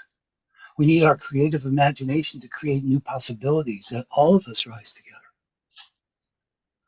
That's why I mentioned the work of the indigenous world. There is no separation. From the ho perspective, this idea that we have to keep saying we're not separate, just we need to stop denying the oneness and start doing the work. And you see it happening here. Where it's happening is where I want to be. And that's this moment. And that's why I say we can actually change our agreements. Like what we've done with Sine is just one example. Like what you're doing here. How do we care for each other? AI doesn't care. We do. And that's where I feel the concreteness of this can start to move all of our activities forward in unprecedented unified action. And I'm ready for all possibilities. There's nothing you can't ask. And like Baldwin says, everything that's confronted can't be changed, but nothing can be changed until it's confronted. And that's what, when Shamini spoke, we all felt it. That's right. That's what we want. We want to start telling the truth at a new level. And just moved by you, what the Visioneers are doing, what everyone's trying to do here. But let's tell the truth. We don't know how to do this. We're trying to figure it out. Knowing is doing. So it's an experiment. Can we pull it off? I don't know. I'm willing to play. We Game can on. pull it off, John. Well, okay. We're going to pull it off. It's happening. Got to break the spell. Thank you, John. Thank you, John. Jude's next. Again, a perfect segue, John. Thank you. I'd just like to sort of mention languaging here, because we're talking about a new story, Unitive Narrative. So how can we bring in to this incredible, wonderful evolutionary moment a languaging that is inviting, that is engaging, that is inclusive? And I've been working going beyond unity and diversity to unity, even beyond unity and inclusion, to unity and belonging. There's something about when we use that language and a realization that we do all belong to this wonderful adventure. When I was a kid, I was very bad at sports. And I always was at the end of the line where people were being invited to join a team. It's terrible feeling in my stomach that I wasn't going to be invited. But when we know we belong, we don't need an invitation. We don't need an invitation. So this language, I think, is really important. And it goes back to what Shamini and John and all the others are saying. I also want to put a sort of a shout out, because this is the science of love. What Claudia is showing, what all of the sort of the citizen science is showing, is the science of love. And this is a cosmology of love. Our entire universe is profoundly interrelated and interdependent. So this new story that Jerry and Desi just spoke to, we can all come together to articulate it as Visioneers in unitive initiatives. I'm involved with an initiative for unitive economics, because our current economics is one of a dead universe. The unitive economics is one of a living universe in alignment with it. And just one final thing to add to what John was saying about we're learning to learn.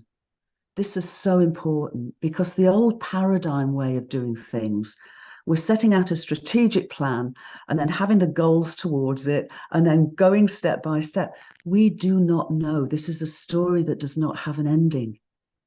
It is an unfolding and a flowing. So I would just like to add to what John was saying, for us to learn to come together in coherence, to attune with, to tune to and align with the evolutionary flow of the universe, and literally to glow with the flow. I want to go beyond going with the flow. I want to glow with the flow.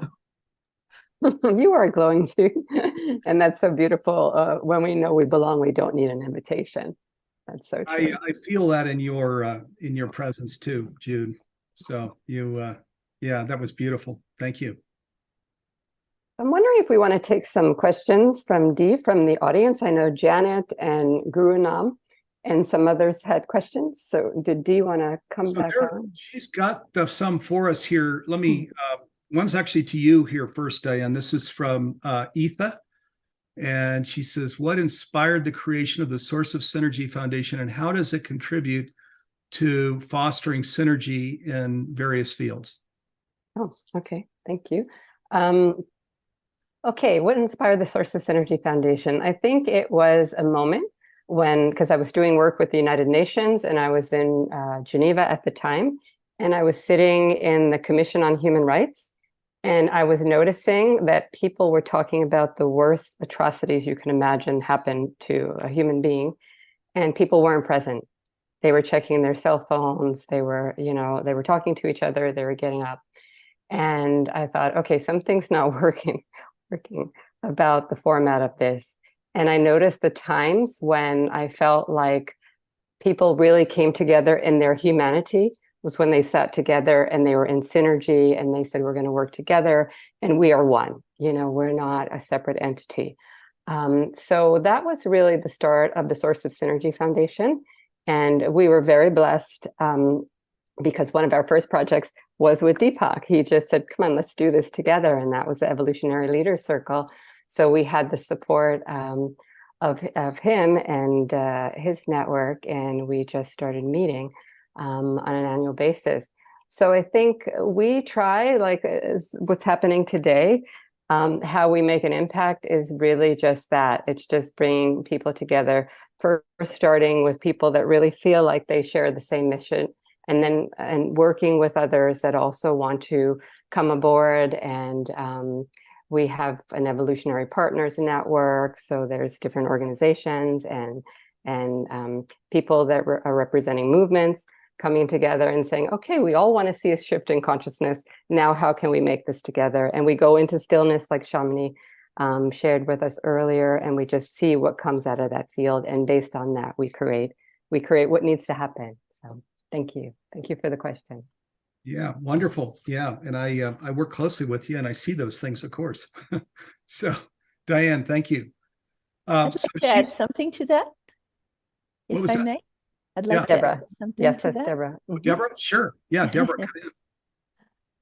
Yes, first of all, we want to thank you, Diane, for your leadership and for bringing forth not only the concept of synergy, but a mode of being together that I think is very closely aligned to what Steve is calling conscious living. So we have attempted as an organization and our flagship project, the Evolutionary Leaders Circle, to actually live and operate by these values that we might call new paradigm, but of course all the religions of the world have advocated for them for years. But I know for me, it's been a tremendous learning experience to learn to be radically inclusive, to listen to everyone's point of view and honor it, and to attempt to further this experiment of what is it like to bring leaders together who have their own interests and their different tracks that they're on, and really create community. So I'm grateful for that opportunity to work with the Evolutionary Leaders and for the leadership of the Source of Synergy Foundation in making that happen. Thanks. Thanks, Me Deborah. too. I see that too, Deborah, being a part of the Evolutionary Leaders. So yeah. There's some audience questions. Maybe we can just presence and then anybody can jump in and answer. Janet was asking, what is the most potent focus for all of us on the front line? Guru Nam said, what are the 10 steps an individual might be able to take once they are on board with this consciousness? Marilyn asked, does anyone have examples of how we have reached out to people who don't look like us on screen? As Donella Meadows has described, the world, if it was 100 people, sorry, I have something blocking my view. 100 people, we tried that in Integral City for courses and in Living Cities, Earth, as we invite co-founders, and it took real effort. Okay, so maybe should we invite Marilyn on to ask her question, and then maybe. Sure. Yeah, and we have 10 minutes, so we might. Yeah, if Marilyn's, she's coming on screen. Is that right, Diane, or did she have her hand There up? she is. Okay, there she is. So Marilyn's doing incredible work. Yeah, so I'm working with cities, and I thought Shamani asked a really great question. I was really glad that Diane had already voiced recognition as that question. And I know how challenging it is when we bring our consciousness together and think about as we are trying to teach others about the internal consciousness of worldviews. But it seems to make a huge difference if we can actually see the differences on screen. So Donella Meadows actually asked the question, what would the world look like if there were 100 people in a village? And so she did the math on that, and trying to invite people who may have the point of view that we want. And then I have actually asked them, I'd love to have you on the screen, but I want somebody who looks very different than you. Who could you recommend? And so I wonder if anybody else has really reached out and tried to do that, or something different. Thank you, Marilyn. Does anybody want to address that? I just want to honor that and speak from my vantage point as CEO of Consciousness and Healing Initiative. And I deeply appreciate all of the acknowledgement of the statement that I made. And I want to include myself in the need to broaden and build our community, because I see it in the Consciousness and Healing Initiative. It is something that I have sat with for a long time, and I struggle with this very thing because we want to bring in leaders. We want to bring in, we all probably have our process of the way that we select people to come into collaborative leadership. And it's not just based on skin color. And yet, when we find ourselves sort of nested in a beautiful, and for lack of a better term, I'll call it bubble. I feel like I live in a bubble a lot of the time. I don't know if y'all feel like that. Mm-hmm. So reaching out to other communities, related to that question, one of the ways that I have been doing it, because I'm realizing I don't know a lot of people. I know they're out there, but I don't know who they are, because I've been in a bubble, my own bubble, for academic bubble, lots of bubbles. I ask around is kind of the first thing. I actually have to take time and make time to kind of really go out there and seek and review and learn, whether it's watching videos, digging into somebody's work, asking them, and then understanding even then, when I talk with someone who is coming from a different culture, and often a culture that is from a BIPOC community, for example, Black, Indigenous, people of color community, I'm realizing that sometimes I have to acknowledge the distrust that's in the air. And really hold that with tenderness and understand that my way of doing things is going to be very different. And so the only thing that I would say that I've noticed in my my striving to have a broader community is that we have to allow time and space. We really do, for the process. And I'll speak for myself. Sometimes I don't feel like I have any time and space, and I'm realizing I've got to make it. Thank you. Okay. Yeah. Thank you, Shamani. Yeah. So it's opening your heart, isn't it? And just really letting people in and kind of feeling them, and they feel you, and then beautiful things happen. Yeah. But there's a lot of, there's a lot of trauma, as there should be, if you look at the history of this world. And, even here in the United States, what happened here with these indigenous people. Oh my God, Oh, and then other people of color brought over from other continents. Oh my God, yeah, it's. Could I respond to Shamini, who because I think she's asking the seminal question, which is how do we break out of these what we call silos that you're calling bubbles? Well, we already have the ability to do that built into our platform, because we have this international exposition called a virtual expo, and it reaches out across 9 categories of opportunity. Every single person who's on there has their own pavilion, and every single person gets a brick that's connected to the United Nations SDGs, and the site automatically counts them and gives a scientific response on the progress of the UN 17 SDGs. But we also have the voices that you're talking about. So we just brought Piper Dillon on, who is an incredible Indigenous leader. We have people from many countries on there, and they tell their legacy stories. So we have the opportunity for community already built in, and we're going to invite each of you to come on and tell your story. So instead of sort of thinking you're in a bubble, all you have to do is come on and walk down one of these corridors. And here's the crunch. They have built, our technical people have built into this the ability to self-guide in these hundreds of places by clicking on one of these black tags. Then you assemble your own, you curate your own tour of any time. So if you want to look at what's going on in education, then all you have to do is press this black tag, and then you can just walk down this corridor at your own pace. And so there are hundreds of wonderful stories here from every age. And we've just brought on David Suzuki, who has an incredible story about the environment.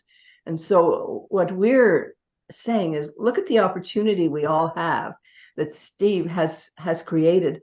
Let's take the next step, because this platform is ready, and we're giving it as gifts. Anybody who is interested in the journey of exceptional wisdom, we are building a community of what we call strategic alliances.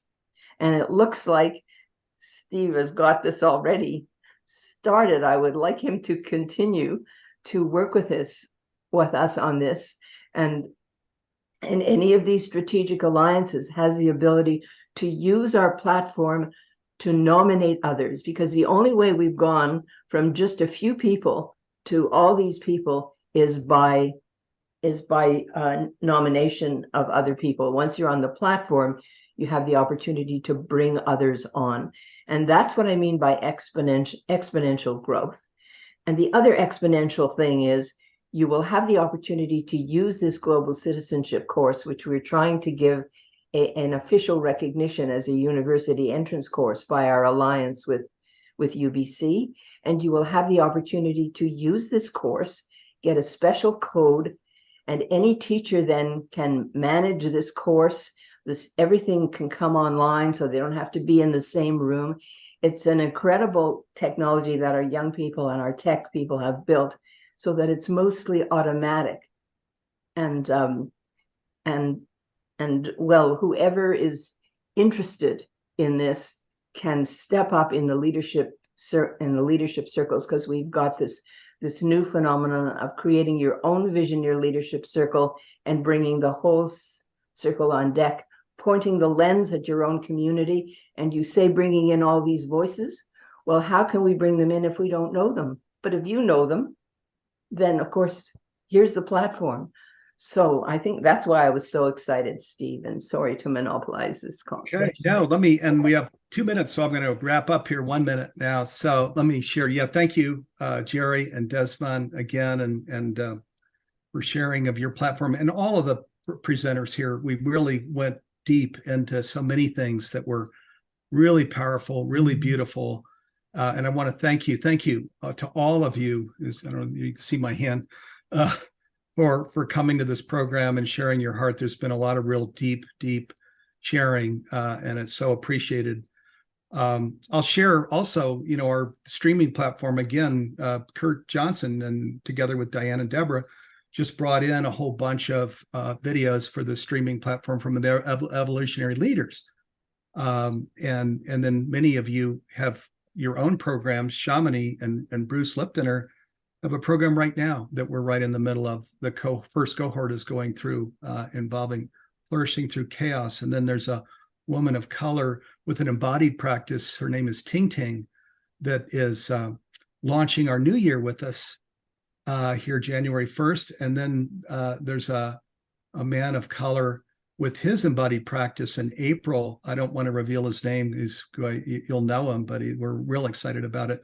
And other programs, just tons of them in pipeline, where we've got people just with their own process for conscious living, their own embodied practice, or their own masterclass on spirituality or science, and etc. That's what we've tried to do with our Stream Plus platform, is just create a community for those of us that are on this conscious journey. And the conscious journey, of course, goes by many names, as has been shared by our panelists, many beautiful names. We're just calling it conscious journey because maybe that's what is most approachable for most people when we talk about this destination where we create this sustainable and flourishing earth. So I'm going to close here. Again, thanking the panelists. So I'll just read the names here. So Diane, Jude, Deborah, Irvin, Emmanuel, Kurt, Ben, Jim, Shamini, Claudia, John, and Jerry and Desmond. So thank you all so much for being here. Thank you, viewers, for hanging out with us for a couple of hours. We really appreciate it. You can tell, boy, when there's heart energy going like this, we're clearly digging into some important things. So thanks so much for being with us, and hope to see you all next week. So a week from today, I'm with Neil Donald Walsh talking about our Changing Humanity's Future initiative. And then the next day is the global gathering for the Changing Humanity's Future initiative. We do it twice a year. And we'll have Suzanne Giesman, Deborah Poneman, Ross Hostetter, Simran, and other special guests with us for that program. So I hope you guys can join us next week, and have a blessed just rest of the week, peaceful, loving, joyful. And let's throw energy at COP28, throw energy at Jim in Washington, D.C., and throw energy at this awakening to a conscious humanity that's creating sustainable